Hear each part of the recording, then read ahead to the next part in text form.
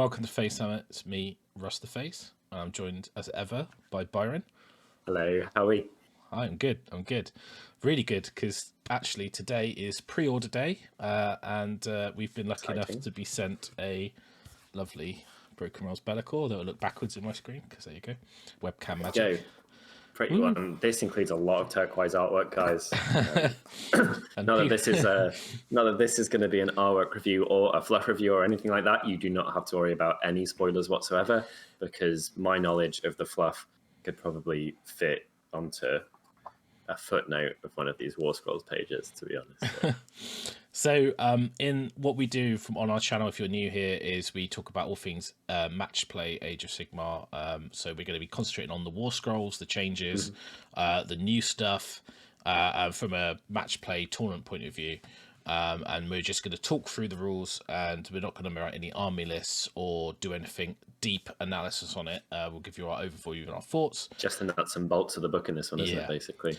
Yeah, we tend to release these on a release day, so if you want to know what's in the book, what's coming, and get some of your juices flowing, get some ideas, then they're a great show to give you a quick overview. And tonight we've got a live stream, so if you go on our channel, you can actually queue that up and join us at 8 o'clock UK time, and we will be doing a more deep dive hangout where we'll write lists and do all kinds of crazy stuff. It's a really dangerous one, because that's when we tell you which armies to get excited about and start populating carts and all of that other dangerous stuff. I've got high hopes for this one. Definitely Nighthaunt in particular are screaming out for some love, aren't they? Yeah, and they get some, which is great. So I think without further ado, let's get into it. So let's start off. We won't obviously got the picture of LAKOR on the screen. Obviously, we're not going to talk too much about the model, but he's awesome. And I think I'm lukewarm on him, but I think if you painted him in bright pink, he would look awesome. No, he's awesome. You're wrong. That's fine. Subjective. So what is in Broken Realms LAKOR? So Battle Tome updates. Now, disclaimer, there is a little bit before this, which is like narrative scenarios and open play. We don't talk about that. We talk about match play. So the stuff I would be incompetent with that anyway, although there is a nice purple drawing on page 13, so that's great. Awesome. So Battle Tome updates. So Slaves to Darkness, obviously, because it's got the new LAKOR or LAKOR. I call him LAKOR. Someone tell me I'm wrong. Put it in the comments below. You just need to give it a bit more death metal, don't you? Like LAKOR. Yeah. LAKOR. Yeah, that sounds like a cleaning product. Well, it's BE thing LAKOR. Is it LAKOR? LAKOR. Or just imagine you're Sir Ian McKellen, get your Gandalf on and you'll be fine. Bella, no. Then Wrath of the Everchosen, because the Legion of the First Prince has been updated. I will confess I don't know much about the original, so I don't know what's changed. Nighthaunt. So Allegiance abilities, which is a big one for Emerald Host and Reikenors Condemned. Huge right away. Never mind what they say. That's just going to be a big lot of stuff. Probably the most impactful change is the Warscroll for Dreadscythe Harridans. I'm joking. If you blink, you'll miss it. We'll get to that. The Warghast for the Warscroll for the Cruel Ghast Cruciator and the Saruman Choir Warscroll Battalion. So Nighthaunt get quite a lot in here. It's only like 4 pages, but it's impactful. They've only got 4 Warscrolls, haven't they? So that's 1 for each. No, they've got loads. They just all did the same thing. They float around and they have a save, and they have a different weapon. Okay then. So I'm just joking, by the way. If you just our sense of humour. So Kharadron Overlords, they also get an update in Guild Triumphs, which is super interesting. It's the first time something like that's been done in the game, I think. Okay. And you get a battalion, which I think actually is potentially quite competitive. Drongon's Ether Runners. Yeah. Just because the units in it, like it's good. Not that they really needed any help, right? Skywardens. Cool. So KO are getting well combat-y, I'm presuming. They've always needed a bonus on the charge. I'm really glad that we'll get to it. So I'll go to it now. I'm getting ahead of myself. We're getting spoilerific on the future. I would love Seraphon, if you're a Seraphon player, it may look like you're going to get loads of new stuff, and they've just revealed the Croak model. Not in here. Like, this isn't that exciting. Sorry. Also, you got the best book in Age of Sigmar, so just, pipe you down. could do whatever you want and tip war scrolls out of a bag. Just shake the book, the floor. Throw a dart at it, whatever you hit, just take that, you're fine. Literally the best book ever in terms of power. But the new Croak model, wow. Oh, it's an improvement. Hell yeah. Amazing. Disciples of Tzeentch, they get a battle tome, a Warscroll battalion called the Blazing Cavalcade. Fyreslayers, they get 2 updates to 2 of the Warscrolls. And then Stormcast, probably my favourite thing in this battle tome, and that is Lord Celestant Gardus Steelsoul returns with a new Warscroll. Just to... Russ is approaching his love for this character with the degree of drama that this character brings to everything it does.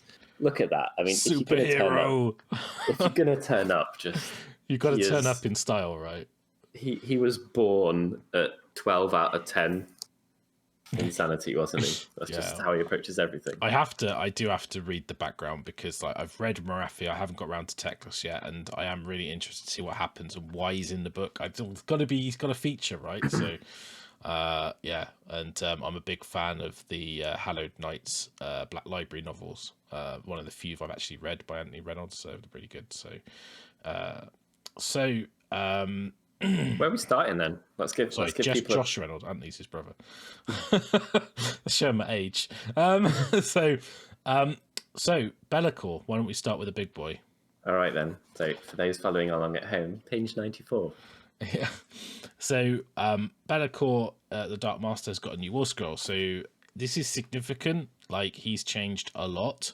So he's got 14 wounds, which is like a lot compared to before. 4-up save, and he's got the rule which shadow form, so ignores modifiers. So that basically means he's ethereal in whatever, want a better word. He's gone from 240 to 380. Is that correct? Yeah, he's 380 points, I believe. Good. That can only be. I'll flash it up. Everyone's frantically taking a picture, then turning the video off. So yeah, he's 380. I've got it up. He's got a little bit better in combat. So his Blade of Shadows, a 2-inch reach, has got 8 attacks now. It does degrade. So he wasn't a monster before and he didn't degrade. Now he is. But he's freeze, rend 2, damage 2, which is pretty good. He's got a claw, and a tail attack. They're both like, the claw's freeze, rend 1, damage 2, and the tail, spear and tail is 2s, 1s, but it gets worse. Always fail on a 1, remember. So if you roll a 1, you still fail. Doesn't mean you skip the wound roll. -3 rend and damage 2. So actually quite a lot of combat power. Like if you were fully that's a lot more than his old 6 3s and 3s rend 1 damage 2. Yeah, if I well remembered. Correctly. Yeah, that's right. Yeah. So obviously it's almost double because he's got now like it's a lot more damage, better rend and stuff. So you move 14 at the top of that profile as well. That is good. That is just solid. Notably about him not being a monster, or is it Behemoth? Which ones don't get cover? Behemoths or monsters or both? I don't know. But anyway, I think it's both. So the old he doesn't one get it. So you used to be able to stand him on a piece of terrain or whatever. Didn't he still have the shadow form rule though? But anyway. Oh, yeah.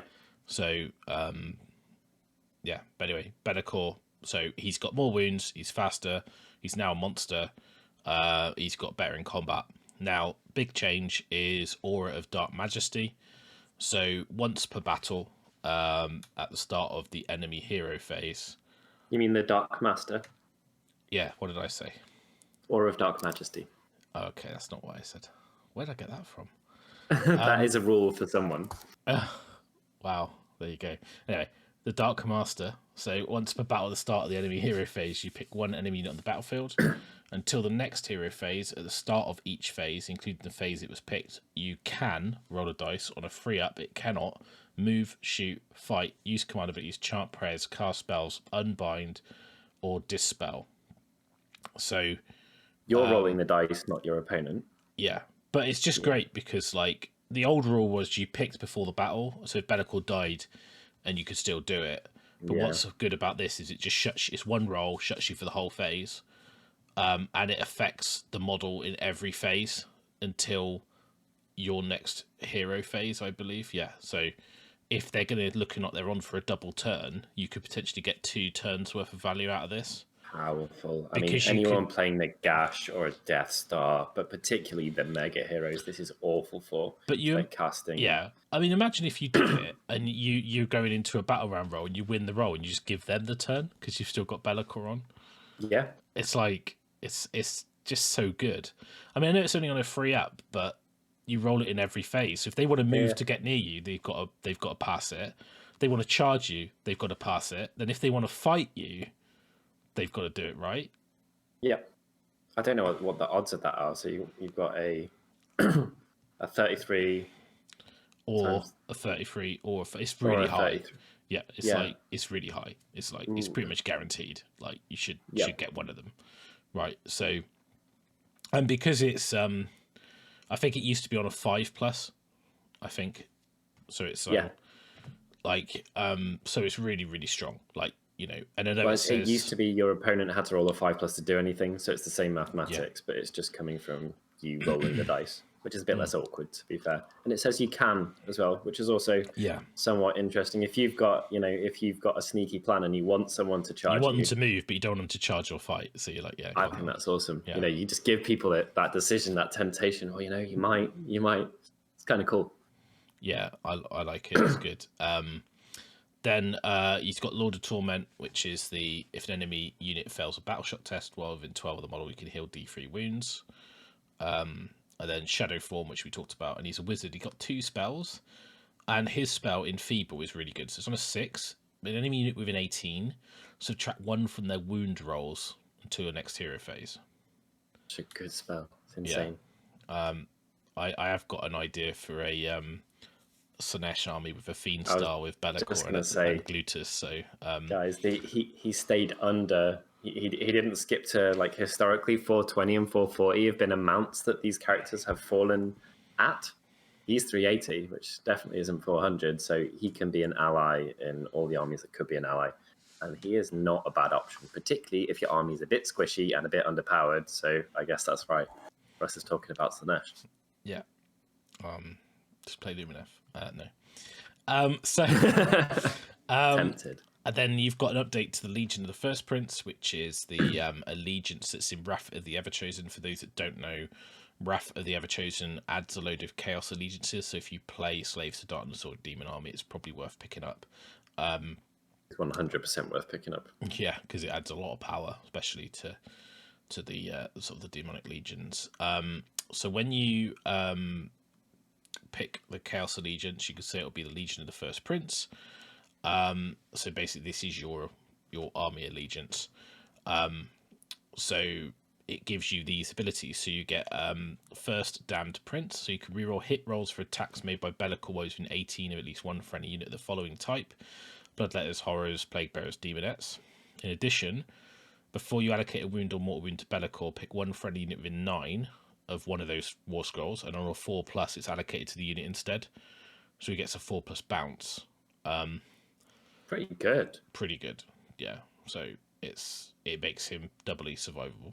14 wounds, 4+ save that can't be changed, and then wow. Yeah.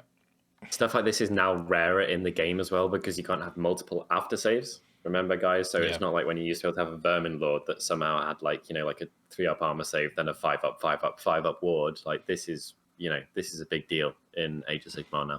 Mm-hmm. Then he's got the Curse Skies. At the end of the battle shock phase, if LAKOR is your general, roll a dice for each friendly unit on the battlefield from those war scrolls. The same as the core demons, basically. On a free up, you can return D3 slain models to the unit. If it's a horror unit, you can only return 1 model. So it's quite good because, like, if you've been bouncing wounds, damaging your units, then at the end of the turn, the battle shock, because it's in their turn and your turn, so it doesn't say your battle shock, it says it's battle shock phase, you can add models in, so you can regenerate the models you've lost, particularly with horrors because they split, and then you put one back in. I know you get 1, but it's still, you still do that. Then Infernal Realm Walkers, you can roll a dice each time you allocate a wound or mortal wound to a friendly legion of the first prince unit. On a 6, that wound or mortal wound is negated, so you've got an after save on your demons. Back like I used to do in the old days. Just continuing to list very good, very solid options. And then this one is particularly interesting. Unyielding Legions. At the end of your movement phase, pick one Legion of First Prince hero and roll 3d6. On a 10+, summon one of the units to the battlefield. The unit you summon is determined by the hero's keyword. So if you've depends on your mark, LAKOR, choose one of any units or a unit of 6 Furies. If you've got Slaanesh, it's 10 Demonettes. Nurgle, it's Plaguebearer. Tzeentch, it's Horrors. Khorne, it's Bloodletters. The summon unit must be set up wholly within 12 of the hero you picked, and more than 9 from enemy units. If the modified roll included double, the hero takes a mortal wound. If it's a triple, you take D3 mortal wounds. That is just fine. Also, you know, the chances of getting a 10+ on 3d6 are exactly better by a tiny bit than 50-50. Yeah. The average roll is a 10.5. So, you know, more often than not, you are going to be getting a unit. Yeah. 3 units a game is just also incredibly good. Summoning. Yeah. And, you know, so that's pretty good. And then you've got the spell lore. So each wizard knows the following spell in addition. The Master's Command.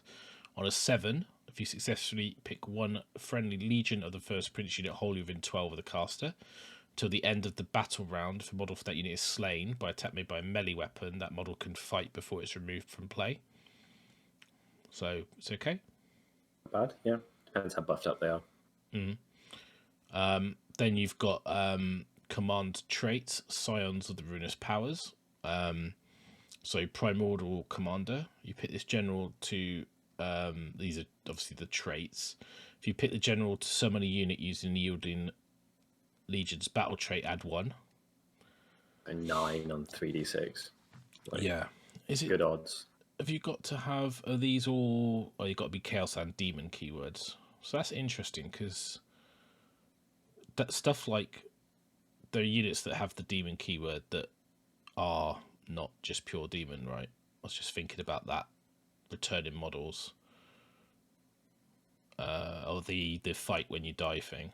So you could cast it on like characters and stuff, couldn't you? So I was just thinking like Archeon, because he's a Chaos Demon, and then if you did that, he could fight when he dies.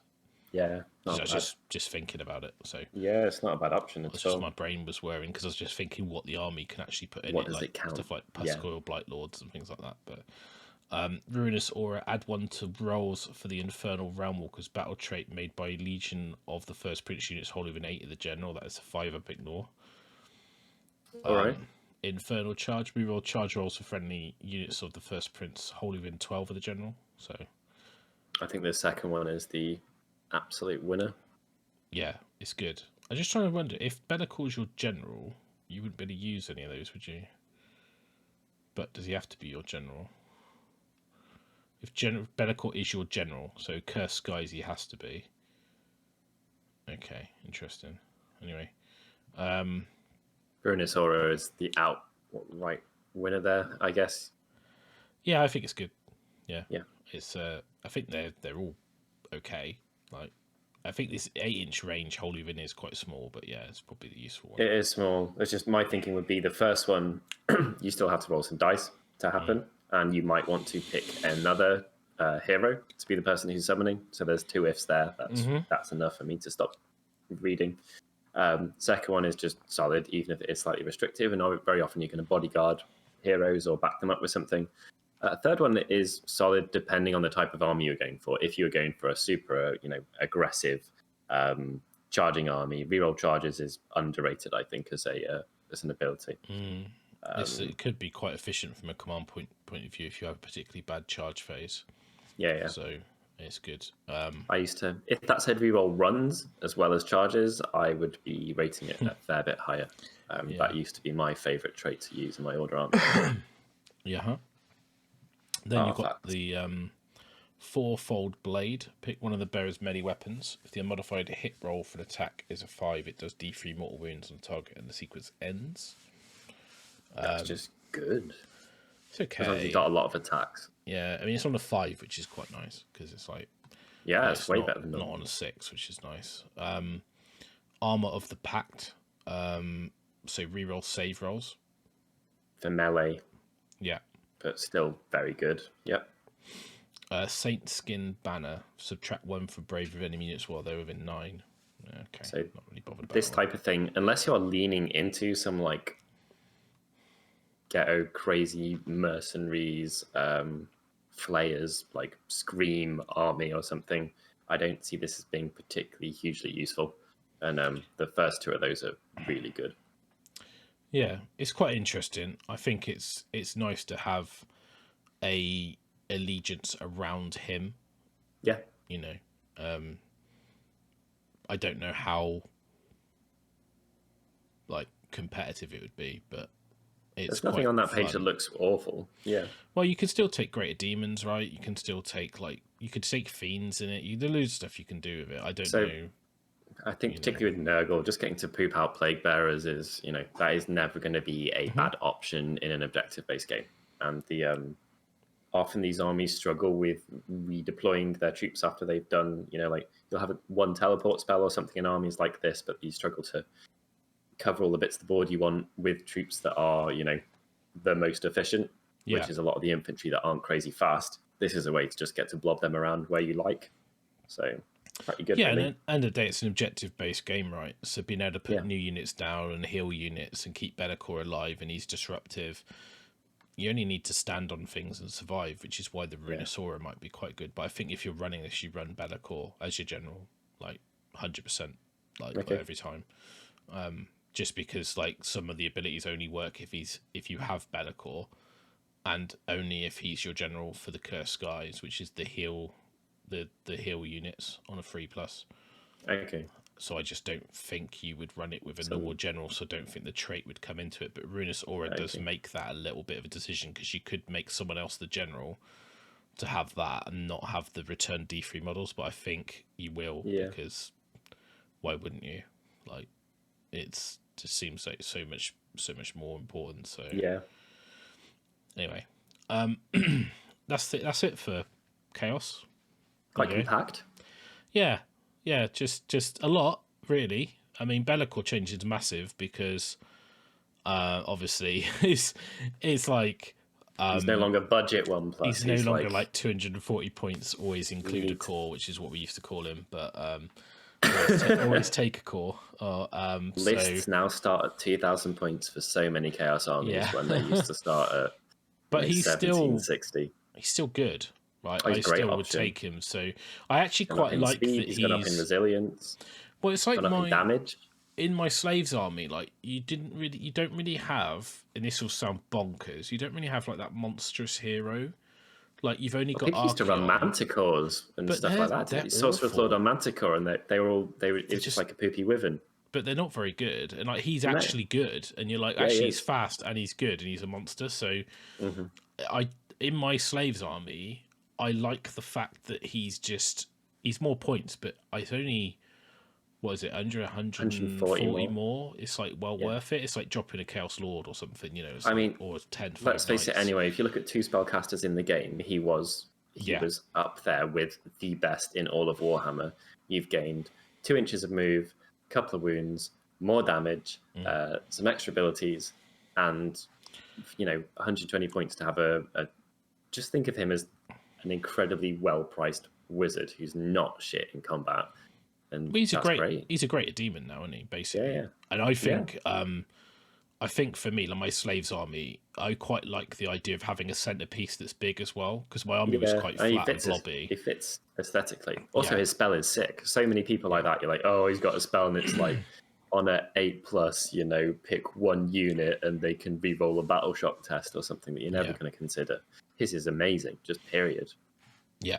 Now, speaking of amazing, right? So we're going to get on to Nighthaunt. I know you guys have been wanting... Wrong words in the wrong sentence there. Oh, no, it is. It's amazing. Oh, is it? Are you sure? Well, really? I like it. Just I'm a Nighthaunt fan. It's exciting. Well, let's see. They have been long overdue, a little bit of a... they needed dragging up by their lapels. You basically get host rules, which go overlay the Nighthaunt rules, so you get best of both. So it's what to call them Hovis rules, if people in UK know what I'm talking about. So the Nighthaunt procession. So after you've chosen Nighthaunt allegiance, you can choose either the Emerald Host or Reikenors Condemned procession keyword. All Nighthaunt units gain the keyword. You can use that procession's allegiance abilities in addition to the Nighthaunt allegiance, so they're extra, they're not instead of.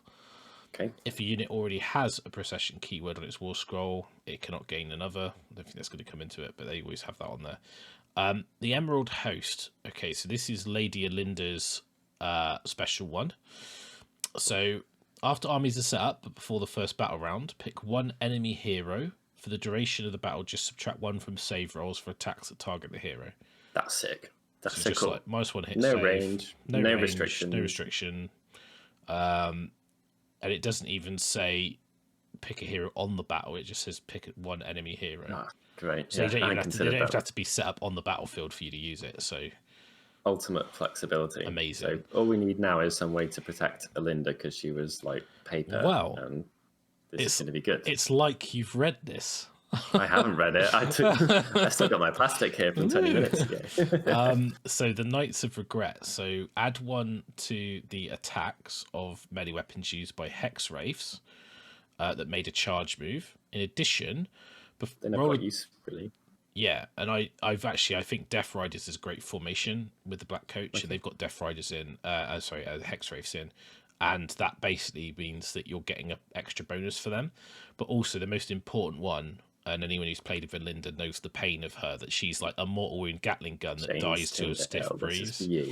In addition, roll a dice before you allocate a wound or mortal wound to your general, which could be Alinda, if they're within 3 of any friendly Emerald Host Hex Race. On a 2+, you allocate it to one of those units instead. So that means should. That is a massive deal. Like that is ridiculous. Amazing. Like Hex Wraiths are battle line. They're not awful. Bad. No, they're not and, bad. Like what you've got here now is a way to make Alinda safe. And if she gets close to you and she starts lifting the veil and doing all her mortal wound shenanigans, it's horrific. Normally she would just die to a couple shots or an endless spell or get charged. I mean, now... Well, she came out around the same time that KO were big, if I recall correctly. Well, it was she just was it was like a horrible... Did KO come out that summer? Because I think, obviously, it was June, and then I think KO was before that, I think. But anyway, could have been, yeah. But anyway, they were anything that has any range at all. She's only got 7 wounds. Yeah. I know Tinsack goes, 7 wounds! 7 wounds? Why has she got 7 wounds? Well, I mean, if you times 7 wounds by 6, that's now how many she's got around Hex Wraiths. Woo! That is literally how much of a deal it makes, right? So she's also the Emerald Host General must have this command trait instead of the one for the Battletoad Nighthaunt. Now you do lose Ruler of the Spirit Host, which is a deal. It is annoying because it's such a good ability, which is normally return D3 slain models to a unit, but this is still all right. So once per battle, you can use the command ability on this General's War Scroll without a command point being spent. If it doesn't, then it doesn't do anything. So it's like you get a free command point. It's not awful. It's a shame. It's a little bit of a tax. Like people who play Nighthaunt will know that's a bit of a tax, but it's okay. We can live with it. You've been researching these, haven't you, Russ? I played Nighthaunt a lot. And I know you have, but I mean, this bit you've been doing your homework before we started. You've got plans. I've got plans. Let us know below if you want us to be building Nighthaunt lists tonight, guys. You can let me know, but they will be featuring tonight. So. Okay. All right. You can tell me that you want it. You're getting it anyway. Sweet. Okay, then. Encourage Russ to be creative. Then, in that case, I might try and write a LAKOR list. I don't know. So, I'll write a LAKOR / and annoy people. Oh, you should. Yeah, 100%. I'd like you to. Sweet. Send it to me. It's going to be really hard. I've got a list with a 400-point ally in anyway. I'll take it out and have a triumph. Yeah. That's just swap one model. There you go. Anyway, I can be a bit more creative. So, artifact. The first Emerald Host Knight of Shrouds keyword to receive an artifact must be given the Traitor's Knight's Blade. Now, if you don't take a Knight Shrouds or you don't give the Knight Shrouds an artifact, you don't have to take this, so it's not a tax. Add 1 to the attacks of the bearer's Sword of Stolen Hours. So if you don't give your artifacts to a Knight of Shrouds, you don't have to take that. So it's not really attacks. So it's actually one of the few that you get out of a double whammy. So you get -1 save on a hero. Your Hexwraiths get +1 attack. Your general, doesn't say Alinda, but she'll be your general because she has to be. But that's great, right? So you're happy with that. So Alinda gets some love, which is good. Now, next one, Reikenors Condemned.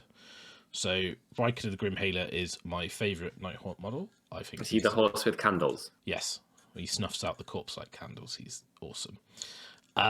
And he's also like he's the Shroud Guard with the Knight of Shrouds, with the Bladeghast Revenants. So that's my favourite combat unit with my favourite hero. So I do like it a lot. So my list doesn't have them in. No. So you get the ability Unrelenting Taskmaster. You can reroll hit rolls for attacks made by, I'm not going to keep saying Reikenors Condemned, Chain Rasp Horde and Glaive Wraith Stalkers. Now, Glaive Wraith Stalkers are those little models that come in the starter set in a 4 that you thought was weird and you never saw and they look like rats. While they're within... That was genuinely useful for me. So I could tell because you're like, what are they? You know, obviously Chain Rasp are the infantry with the 5-up, but while they're within 15 of any Spirit of Torment or Chain Ghasts. So they obviously you get the link of the chain rule from those, and normally your Bladeghast Revenants can reroll to hit, but this now extends to the Chain Rasps and if you take them, Glaive Wraith Stalkers. There is a formation that features those units, so maybe that's something looking at. I don't know. I know that Tom, when I went on Warhammer Weekly, Tom's list had it, and he rates them. He thinks they're quite good for what they are. I don't, but that's potatoes. So, in addition, each time a friendly Reikenor Condemned Chain Rasp Horde or Stalker unit is affected by the Spectral Law or Temporal Translocation spell cast by a Guardian of Souls, you can return D6 models to that unit in addition to any models returned by the Spectral Law spell. So you're getting an extra D6 models back. I believe Temporal Translocation was the spell that was on the limited edition model with the lantern that isn't match play legal anymore, but correct me if I'm wrong. I will check that on tonight so when we do the show. Acolyte of the Grimhaler. So if Reikenor is included, he's treated as the general in addition to the model that's chosen to be the army general. So you get 2 generals. All right. I was wondering, I thought that was on the other one with Alinda, but I don't think it is. Did I miss it? No, it's not there with Alinda. No, it's not.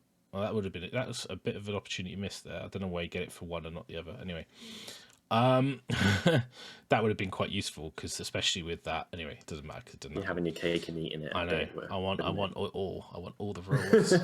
I want to just feel a little bit like a law seeker. No, I'm kidding. So death comes swiftly. Command ability. So use this at the start of the movement phase. Pick 1 Chain Rasp Horde or 1 Glaive Wraith Stalker unit wholly within 12 of a hero or 18 of the general. Add 6 to the move of the unit in that phase.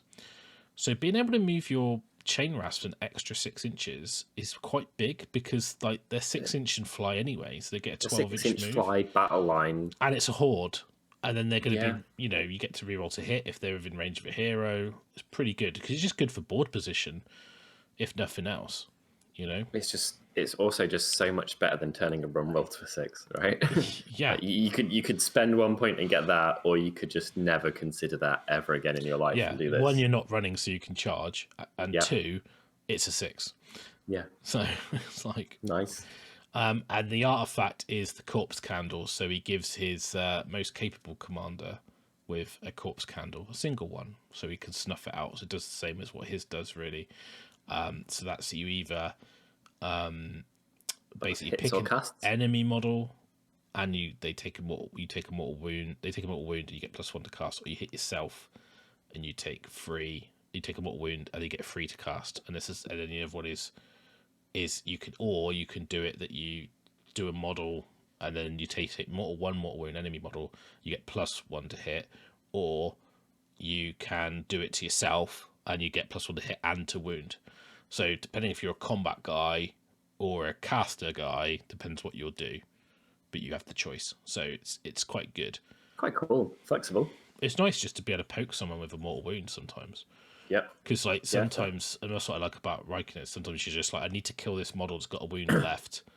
He's dead. It's automatic. Dang, dead. Like now I'll do my thing. So pretty cool. I quite like it. Yeah.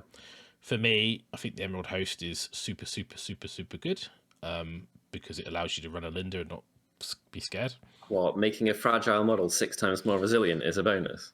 Yeah. Or 5 times. And then she can like shit mortal wounds out of a veil in front of people. So she is a I don't think people know how damagey and scary she is because she never arrives. She never lives, right? So she never got to the table, and if she did, she just died. There's so many games where I'm sat and I'm like, just come within range.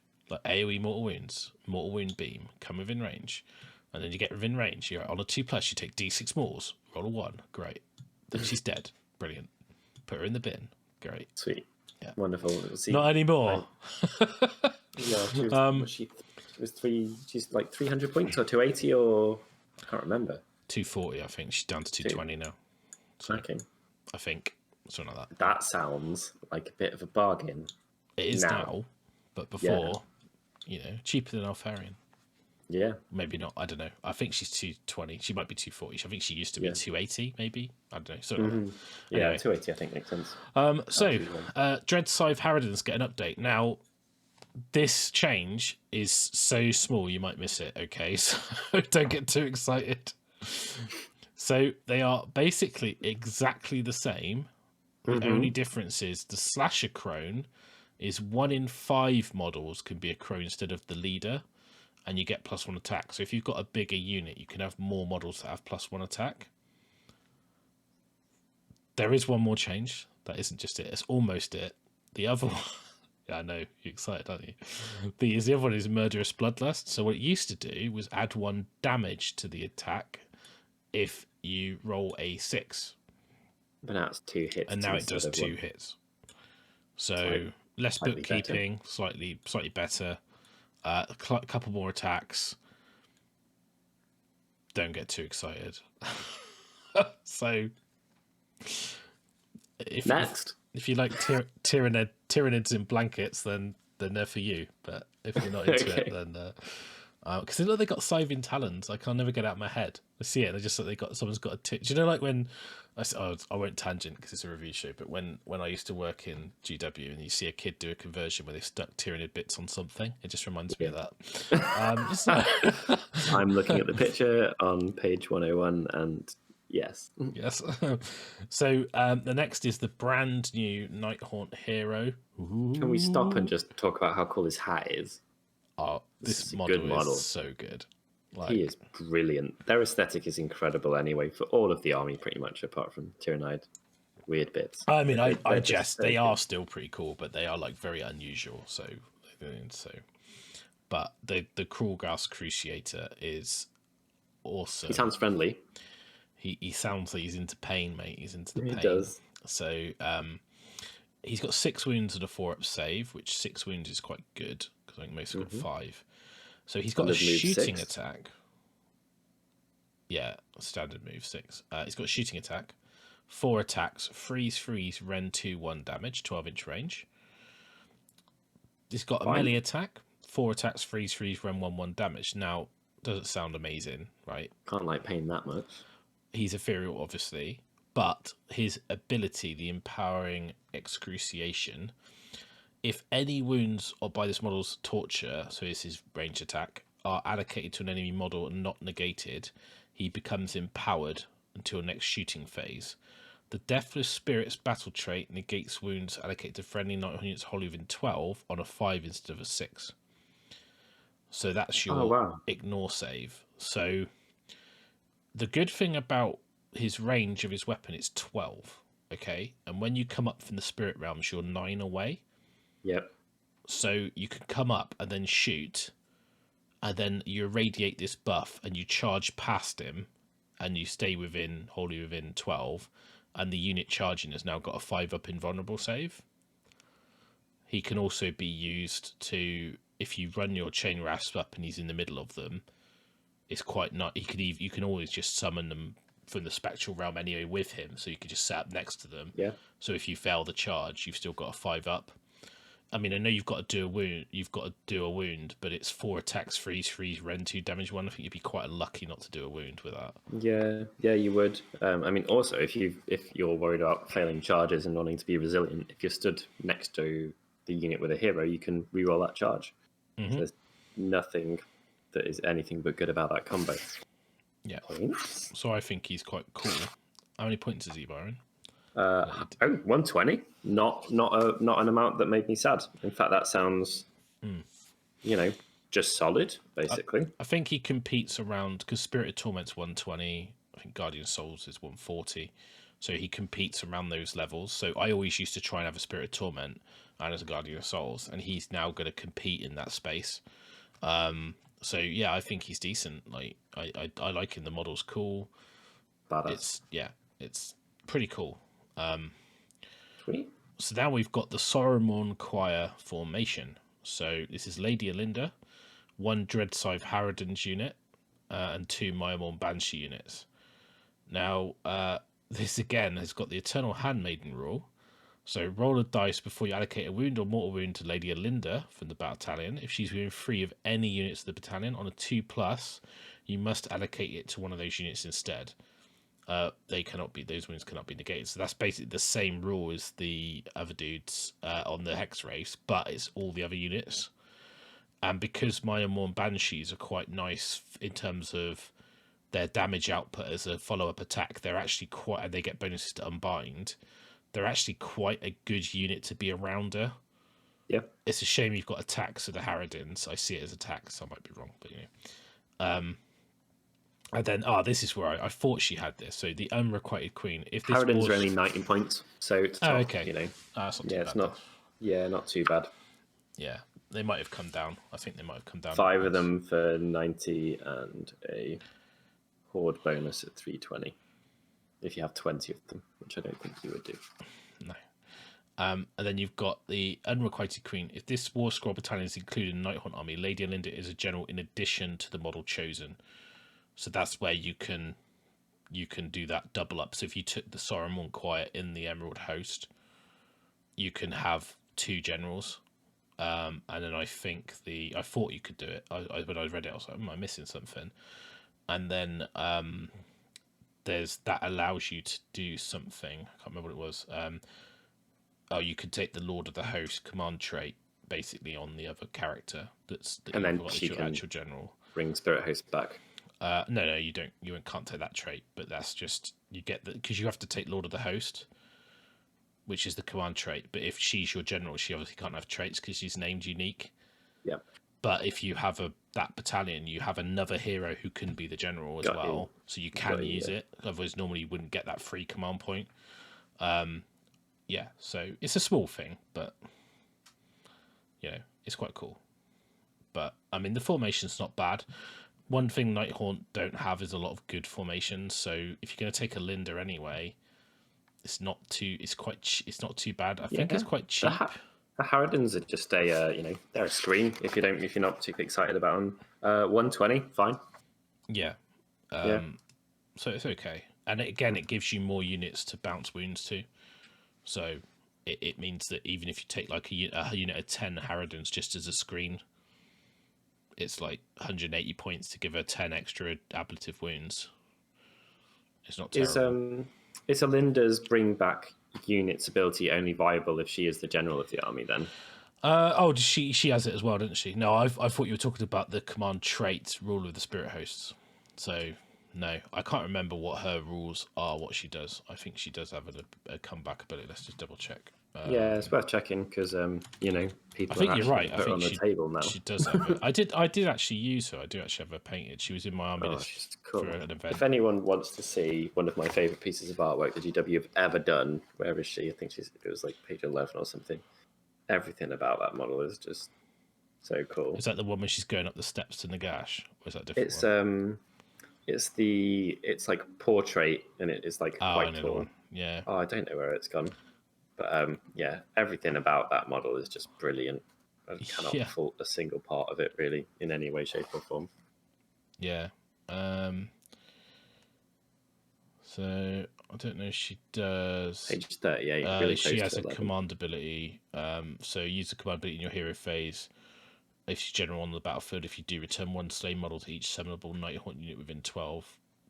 Cool. And that'll be the Banshees and the Harridans. So you can, if you've got like 3 units around her, you can bounce wounds and hurt them. Then one command ability puts 3 models back. So you can like cycle your models back, which is quite good. Yeah. It's not bad. Yeah. So yeah, cool. Solid. She's back in style. She is. She's good. So Kharadron Overlords. So these rules are quite interesting. What does this page mean? So help. If you play Kharadron Overlords and you get access to a triumph, you can pick one of the triumphs below. So there's 3 of them. They're customized army. That's cool. So they're triumphs. So if you get a triumph, rather than getting reroll hit, reroll wound, reroll saves, it's you pick one of the guild. So that's just so you're choosing from these, which already makes it way better. Yeah. Wow. Okay. Not D3 choice. Nice. So you get overcharged the guild Aether Chemist one for their guild, overcharged Aethermatic Augmentation. Once per battle, before a friendly Aether Chemist uses their Aetheric Augmentation ability, you can say that it's overcharged. If you do, you can instead pick one Skyfarer unit wholly within 18 of the model. If that model has the Chemist Supreme command trait, you can pick 2 Skyfarer units wholly within 18 of the model. In both cases, this is the important bit, both cases the ability can be used even if the Aether Chemist is part of a garrison, but only on Skyfarer units that are part of the same garrison. So you can explain what that means. So basically, your Kharadron units sit in the boat; they garrison it, right? If you're in the Aether Chemist buff to give them their, I think it's like +1 attack or whatever it is. Pick one weapon profile +1 attack on it. Yeah, I think can only be used if you're not on the ship. Oh. So you have to be off the ship to do it. Got you. Whereas now you can do it inside the garrison with another unit in the same garrisonable thing. So if you've got an Ironclad with 2 units of 10 Thunderers and an Aether Chemist who's also got that trait, both units get +1 attack on their rifles. All right. So pretty big. Because obviously in Kharadron Overlords you get Aether Gold, which is like a triumph anyway. So you could then burn your Aether Gold to give them the bonus. I believe that's right. I might be wrong. Reroll hits or saves or. I think it works like that. Yeah. So I should double check that really. I'm pretty sure it is that. I'm pretty sure it's something like that. It's how you make them so reliable for their shooting. And then, so that's that ability. And obviously you've got the large caliber augmentation. So once per battle, when a sky vessel that's got an Aether Chemist in the garrison is picked to shoot, you can say they'll perform the large caliber augmentation. If you do, pick one missile weapon, and you can reroll wound rolls of 1. So the sky vessel is armed with, so one of its artillery pieces, importantly. Yeah, so it's okay, but I'm like, sure, the other one is just so much better. So I don't think you get both. I think you have to pick one of them. It's weird because they're in a box out. I don't really know why. So choose one from the triumphs in the following tables. Oh yeah, I think they're 2 separate ones. Okay. It's got a colon. So and then you've got the Nav League, which is the Navigator one, which is focused Aether Sight. Once a battle before a friendly Aetheric Navigator attempts to dispel, end a spell, unbind a spell, you can say they will focus their Aether Sight. If you do, you could re-roll the unbind or casting roll or dispelling roll. Right. Sorry. Okay. So it's okay, but yeah, they don't get bonuses massively or anything, do they? Though. Maybe a little. I think they do. They're pretty good at it, but I think I think you can make them fairly anti-magic, but I don't think. I'm just not. Out of the triumph choices, I just don't think you'd take that. Like it's like. I'd rather have reroll hits, wounds, or saves. Yeah. And then Ride the Storm. Once per battle before a friendly Aether Navigator is on a sky vessel's garrison uses their Aether Storm ability, you could say they will Ride the Storm, add D6 inches to the sky vessel's move, and you could re-roll run and charge rolls. So again, it's not massively right. interesting. It's not. And your army has to be less points than your opponent for all of these. Yes. Yeah, so some games you won't get this choice. So then the Engineers Guild. The Gaffer's Motivation. Once per battle in your hero phase, pick a friendly engine master and say they will motivate the apprentices. If you do, that engine master can use their By Grunga, Have My Eye on You command ability without a command point being spent, and you can add 1 to the number of wounds healed by the engine riggers unit. So this basically gives you extra healing. And it means you don't have to spend a point on the command ability. So it's pretty good. This one's interesting. I think this is quite fun. So once per battle, when a friendly sky vessel that has an engine master garrisoned on it and it's destroyed, before the roll to see if the models are slain, you can say that you'll blow the magazine. On a 1, nothing happens. On a 2 to 3, each enemy unit within 3 suffers a mortal wound. On a 4 to 5, each enemy unit takes D3. On a 6, each enemy unit within 3 takes D6 mortal wounds. Then do all your normal stuff to roll. So I like the tactics of it being a potential suicide bomb. That's kind of interesting within the game. It would be quite. Maybe it's a bit random, but you could put the what they called the engine works on the gun hauler to give it a carry capacity of 5. Stick an engine master in it and just suicide bomb them into their army because they're really fast. You could literally just like run in and charge in to be in range, and you're just there to die. And if you don't die, you held people up. Yeah, exactly. Yeah. So yeah, and you'll probably still hold people up because the engine master will fit in the base space of the ship. That's dinky. I like that. That's kind of cool. Yeah. So and he's pretty tough. So it's almost like your engine master deployment ship. I might be wrong. I've just come off that at the top of my head. People tell me that I'm wrong in the comments all the time, so we appreciate it. Just tell me that I'm incorrect. I just get excited about stupid ideas, and then I get told I can't do that. I'm like, yeah. So I need to go back and look at the KO book, I think, because some of the KO rules I'm a bit rusty on. So we will feature them tonight in more detail, so I will brush up on my KO knowledge for tonight. So the Drongon's Aether Runners. This is a formation, and you have an engine master with dirigible suit, who is Drongold Humboldson, and 2 engine riggers or Sky Warden units in any combination. They are the best units in the book. So brilliant. Yeah, I was going to say this doesn't feel taxy so far. No, because you want all those units anyway. 120 points. It's cheap, and also the restriction is you have to be Barrack Zilfin. Oh no.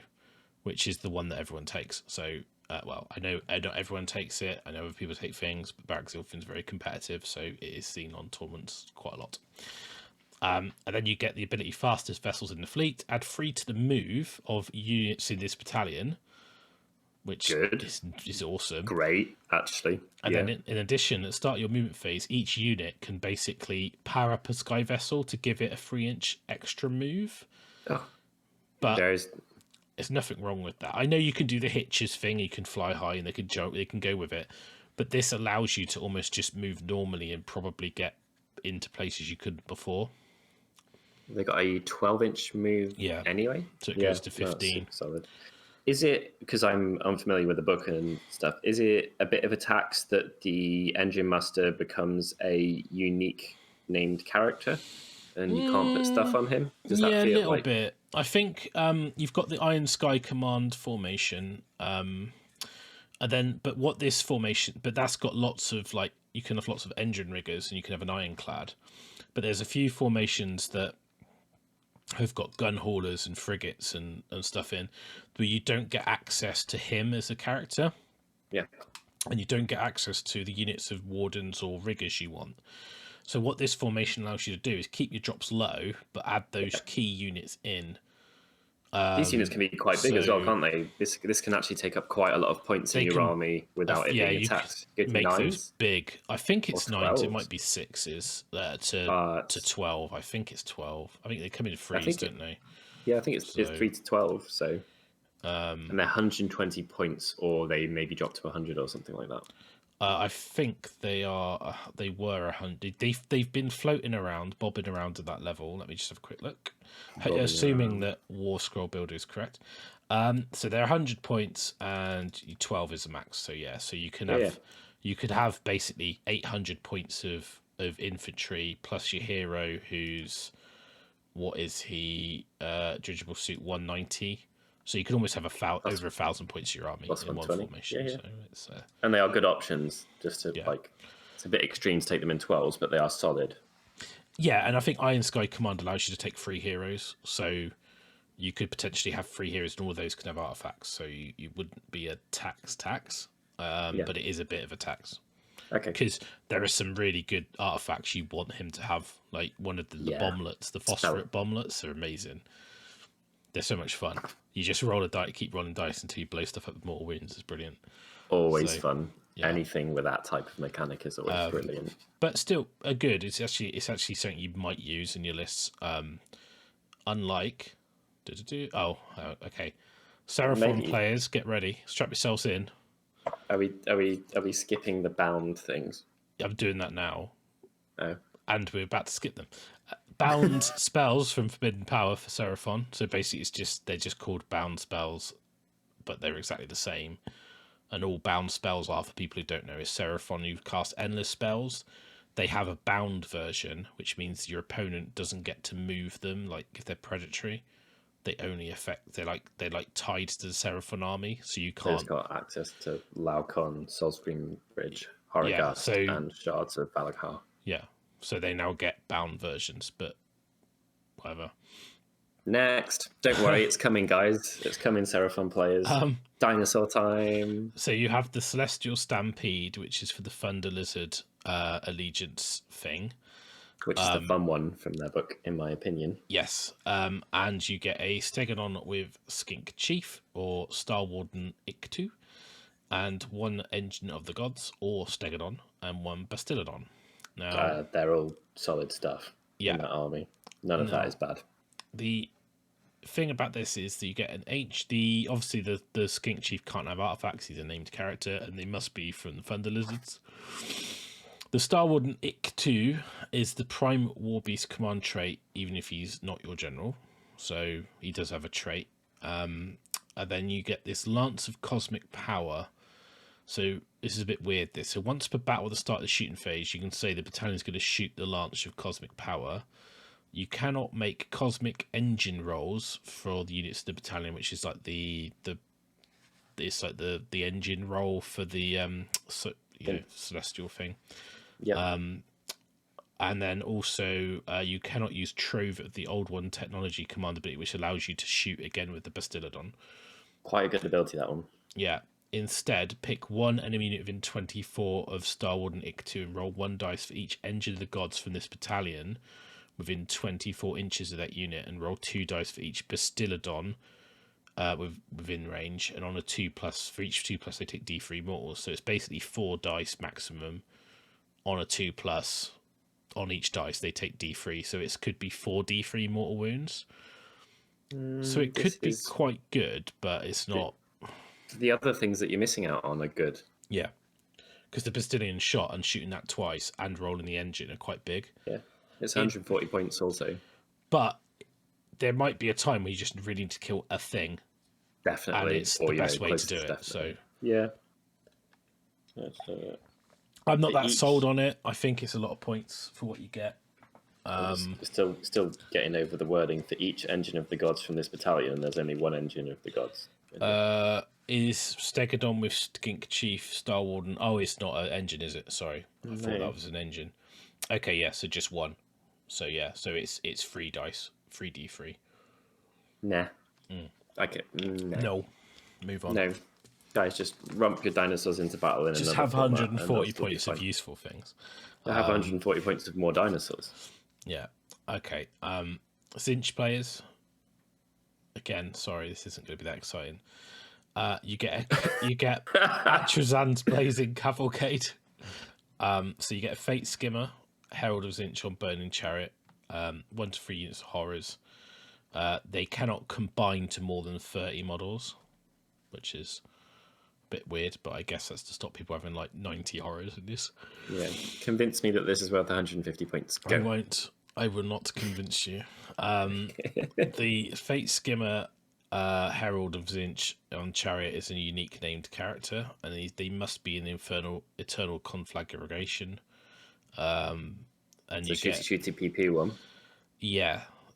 You get Gleeful Immolation. Add one to the attacks of melee weapons used by units in this battalion that charged. If you intend to use the Reckless Abandon agenda from Discipline of Tzeentch, you cannot pick units to complete the agenda.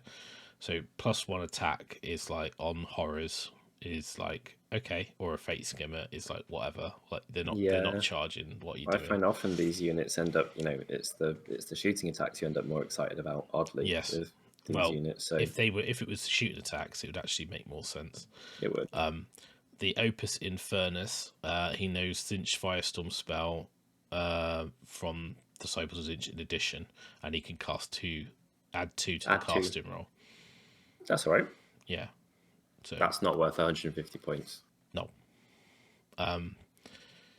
Yeah. I don't know if there is a list, a Eternal Conflagration list with Flamers. I don't know if this formation allows you to get lower drops or do anything funky. No, I just don't think it does. Other people are taking really low drop versions of that list anyway, so I think unfortunately it's a bit of a light touch or a soft touch, that one, I think. Yeah. Do you know what isn't soft touch is these two characters that I've always wanted to be better than they are. Am I going to be disappointed? I don't know. I mean, like I personally don't think this makes much of a difference, but I never play Fyreslayers, so I'm sure some people would be excited. But my MSU Fyreslayer's dream is going to be a thing one time in the next 5 years. The Doomseeker has a new Warscroll. I think the changes are basically his axe hits on a 4 rather than a 5. Yeah, it used to be 5. It was 4s and 4s, then it was 5s and 5s. Now it appears to be 4s and 4s again.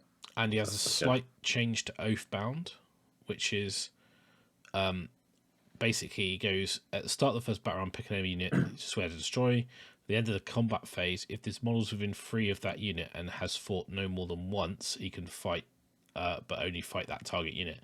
But the change is, if he gets killed while within 3 of his unit, he can fight before he dies. So I think one of the criticisms was that you'd go in, you fight, they fight you back, they kill you, never get to use it. Yeah. Whereas now he actually can get to use it even if he dies. That's nice. It's quite a nice change. Like that feels like a very neat one for sure. Yeah. 90 points for a Doomseeker. Yeah, and like I like the runic power rule because he gets +1 damage if he's got 1 wound and 2 to damage if he's got 2 or more wounds allocated to him. Or when he fights when it is slain, see Oathbound. So if you kill him, he's going to have +2 damage and he's got 6 attacks. So he's going to be at 3 damage per each attack with 6 of them. So now... And they're all 3s and 3s, some of them around 1. Yeah. So now he's actually a good thing to charge into a hero or a thing that you want to kill. They'll kill you, but you get to use your damage 3 attacks on them. Yeah. And if you've managed to use damned terrain or something that's hurt you that gives you bonuses, or just your Fyreslayers and you have a rune to burn on every turn of the game, that's really good. Yeah. So, but I think like that makes him a lot more interesting because you could just chuck him into something. No, he's going to die, but he's going to go out with a bang. A lot of the way that I liked the idea of using both of these characters, and it just didn't quite work out previously, was to pop them up along with the Auric Runesmiter, because people are always guarding against, Auric Runesmiter +15 or 30 dudes or something scary like that. You could just pop up this tiny little footprint, 2 blobs in a corner behind your opponent or something. And they're not weak, like incredibly weak heroes, and they're not too expensive for their points cost, especially at 90 points. Just charging them in, this now feels like a slightly better idea of doing that with him. Just go and annoy someone, put him within 3 inches of loads of stuff, hold them up, and then maybe kill one if he dies.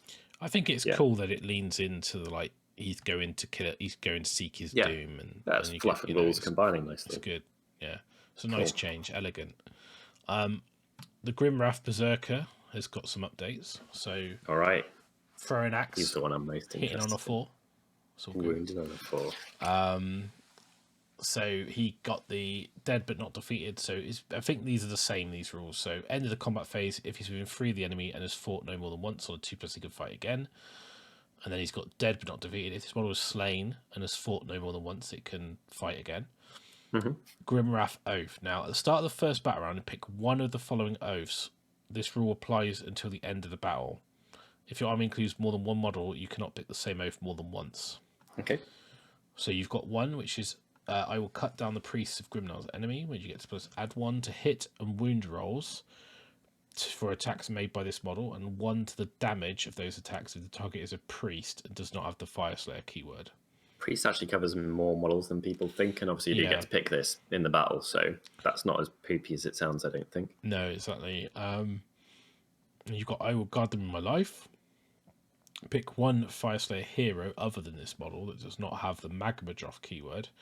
If that hero is within 3 and not within 3 of a friendly Auric half-guard unit, roll a dice for your allocated wound. On a 2+, it's allocated to this model instead. In addition, add 1 to hit rolls for attacks made by this model while it's within 3 of that hero. So it becomes like a bodyguard. So, bounce wounds. It's pretty good. I will let nothing stand in my way. This model can run and charge. In addition, you can re-roll run and charge rolls. So he becomes zippy. He's only movement 4, but running and charging and re-rolling the run and re-rolling the charge. And of course, combined with your runes that you strike, you can actually make him a little bit speedy. Yeah. Well, then you've got I will prove Grimnar's might to our allies. Add 1 to hit and wound rolls for attacks made by this model while it's within 12 of an allied unit, including this model if itself taken as an allied unit.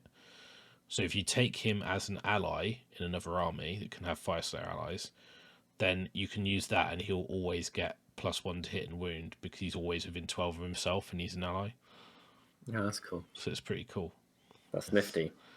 He's showing off to the other people. He's joined the other army going, let me show off my beard and my axe. Then you've got I will not be stopped. Roll a dice each time you allocate a wound or mortal wound. If there are any enemy units within 3, add 1 if there's any enemy units within 3. On a 6, it's negated. The wound's negated, so it's on a 5 okay, up. So this used to be a battle scroll ability, because this is what I was trying to just check out. Then Unstoppable Berserker, that used to be an innate ability, which he always had. So I was wondering if there was something that was going to come up covering that, as it seemed like a bit of an oversight. Obviously, having a 6+ or a 5+ is pretty good, given how you will probably be using this dude. And then you've got I will strike hard and true. In Grimnar's name, if the unmodified hit roll for an attack is a 6, it does 1 mortal wound in addition. Which, when you got 4 attacks, I don't find that particularly exciting. No, I think at the others, I'd go +1 hit, +1 wound pretty much if I could use it. If I got allies, or the run and charge is probably more useful. Or maybe just the ignore save is good. So yeah, but they're a bit not boring. But ignore is good. I mean, they're all kind of okay. There isn't one where you're like, that's awful. Like for 110 points, I feel that he should have kept his Unstoppable Berserker roll. Just innately, and always had a 6 or 5+. No one's complaining that that's overpowered. But it is nice to have choice at the beginning of every battle, and I quite like the allies thing. That's kind of cute. Yeah, I think you're right. I'd agree with you. I think it's no reason to take that away. So points then. Obviously, we've talked about it as we've gone through, so they're the points. So, no, wait, we've got one more. How did you miss him? I didn't. I did it on purpose. No. Gardus Steelsoul. So Gardus has a new war scroll, superhero landed and all. Have you read his fluff yet? His lore. Yeah. So I've read books about him, so it's fine. But he's from I haven't read the LAKOR book lore, but I'm interested to see how he turns up. But he went on a gardening trip that sounds like it wasn't fun. Back in the early Realmgate Wars stuff, there's been lore spoilers from about 4 years ago. If you're interested in that, he basically there was a Nurgle demon coming through the Realmgate, and he basically launches himself at the demon and pushes it through the gate back to the Garden Nurgle, but goes with it. This is some Brandon Sanderson shit right here, isn't it? It's or amazing. Avengers. Yeah. It literally is Avengers. Yeah. And he ends up in the Garden of Nurgle, wandering the Garden of Nurgle, and if you have, and that's not as nice as it sounds. No, but he survives that, and if you want to know what happens, you can read Plague Garden. I would recommend it. It's a good book. Okay, cool. And so it's really interesting because it really dives into the Hallowed Knights and the Relictors of the Hallowed Knights. Which and these are the badass ones, aren't they, basically? These are only the faithful, which is why the playtesters call themselves the Faithful. And it's if you've listened to any of the audio dramas, it's really cool because they've got all these people showing only the Faithful. But it's cool. But yeah, the Hallowed Knights are like the most devout. They are awesome. They are my favorite. Storm host. So they're awesome. So he is basically a Lord Celestin of the Hallowed Knights. So he's got some attacks, which aren't that exciting. So he's got like 4 attacks, 3 rend, 1 damage, and 2 attacks from his Stormcast, 4 freeze, no rend, 1 damage. So these are guys with the hammer cloaks. So he gets like a special cloak, which I'll talk about in a minute. But he gets the Aura of Purity. So roll a dice each time you allocate a mortal wound to this model. On a 5-up, the mortal wound is negated. In addition, solid. Roll a dice each time you allocate a mortal wound to a model from another Hallowed Knights unit wholly within 12. On a 6, it's negated. That's cool. Yeah, so it's just a 6-up or a 5-up. Ignore mortal wounds. It's mortal wounds, not normal wounds. So then you've got Martyr Strength. Roll a dice. This model's slain in the combat phase. On a 2+, he can pile in an attack before he's removed, which his attack profile isn't that exciting, so it's not a big deal. Right. But yeah, thematic. Saintly Assault. This is amazing. So once per battle, at the start of your charge phase, you can declare this model and other Hallowed Knight units within 12, that's within, not wholly within, will launch a Saintly Assault, re-roll charge rolls, and add 1 attack to the melee weapon, the attacks of melee weapons used by those units. So you can do an uber charge, everything gets to re-roll to charge, and he can superhero land with his paladins. They get to re-roll their charge, and they all get +1 attack. So it's super cool. Him and Gavriel could land like the bro team assault version, couldn't they? Oh, yeah, unfortunately, they're 2 different Storm hosts. So Gavriel's ability doesn't work on Hallowed Knights, and his ability doesn't work on Gavriel because these hammers are Sigmar. Stormcast have got 767 war scrolls. They need to be divided by 4 to make it make sense. Yeah. So, So basically, Hallowed Knights, if you're the Hallowed Knights Storm host, you could do some cool stuff. What units is that, just to give people an idea of what that's going to include? What, Hallowed Knights? It's your whole army, apart from the named characters. They're all Hammers of Sigmar. Okay. So stuff like, all the stuff like Gavriel, Vandus Hammerhand, they're all Hammers of Sigmar.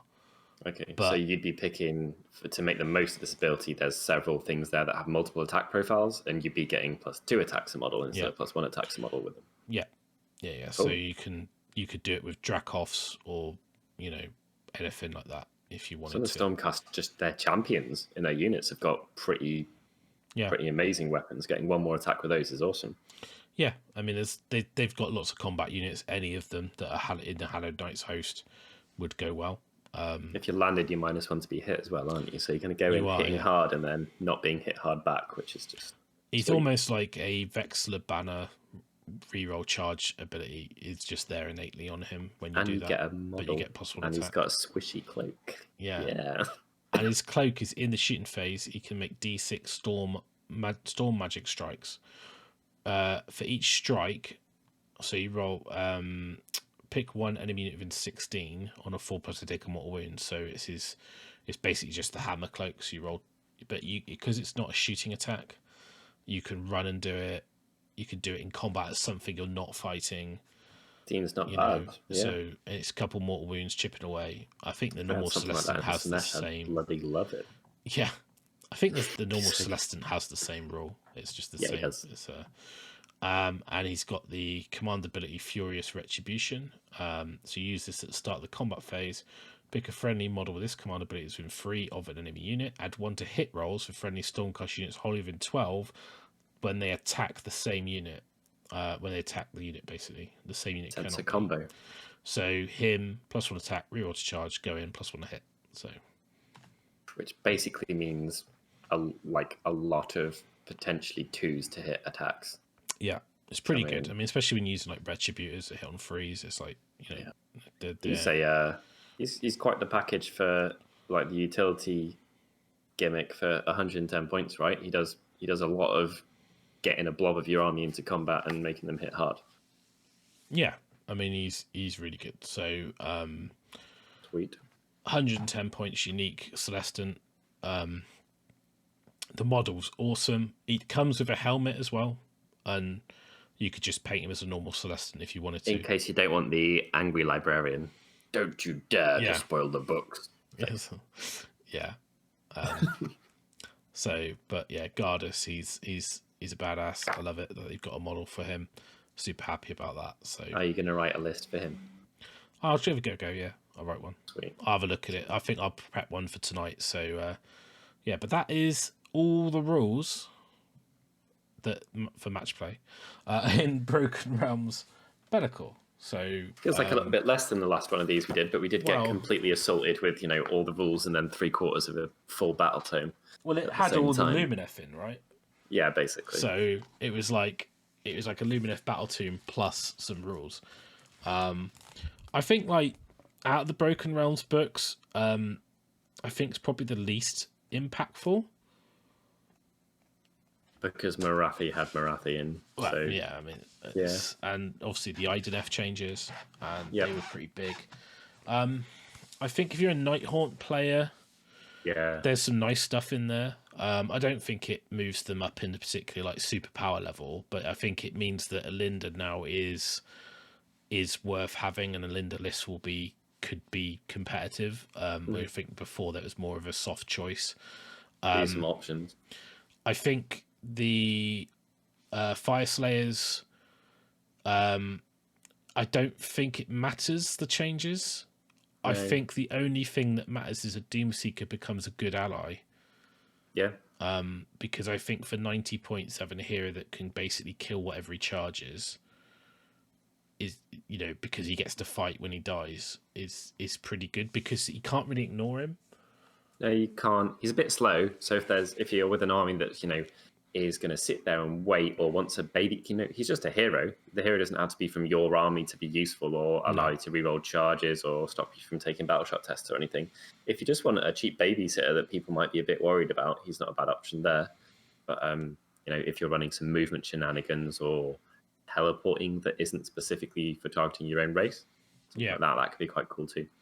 Yeah, and to be honest, like they're okay. I don't think like the Tzeentch Warscroll Battalion. Don't think you'll see that. I think that the Seraphon stuff is neither here nor there.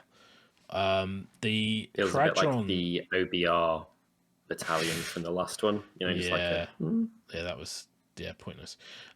The Kharadron triumphs and that battalion might open up some more options. I think they're quite good. And obviously, Gardus, Hallowed Knights weren't a scene storm host. You always see anvils, so it might make them a little bit more viable. It might open up some drop paladin lists, so that might introduce some interesting lists into match play. LAKOR, obviously, big change. Obviously affects all the chaos lists that were using him at 240, so they're all going to have to change. Slaves to Darkness, I actually prefer the new one. I think he's better. He's still allyable, if that's a word, and I think Host of the Dark Prince, or whatever it's called, that was a very soft choice. I know that Chewie ran that is Legion, but I haven't really seen anyone play it. But actually, I think there might be something there now from a objective, secure, control point of view. Yeah, summoning. Healing's healing, resilience is resilience. Some of those are bad. Yeah, and you can still put Greater Demons in, and LAKOR's still awesome. So, it's good. It's fine. So, I think some interesting stuff in there. I think it's if you play those factions, you probably want to pick it up. I mean, I'm not sure. I don't know about the lore. I'm sure it's cool. I will read it at some point, but I won't. I'm not. We're going to talk about it on this show because we don't want to give spoilers. And if you want to read it, you can read it. So I think that'll do.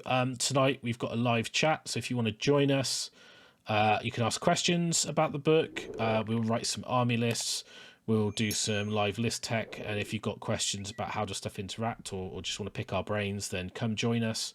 It'd be interactive. We always love doing it. And hopefully it'll be interesting for you guys to be able to get that information firsthand. Pop some suggestions below for the types of things I'll wrap my brains, or if you've got any creative stuff that you bounced off an idea that we bounced around, then let us know. And I might end up trying to squidge LAKOR into some weird like uber super best friend Slaanesh army.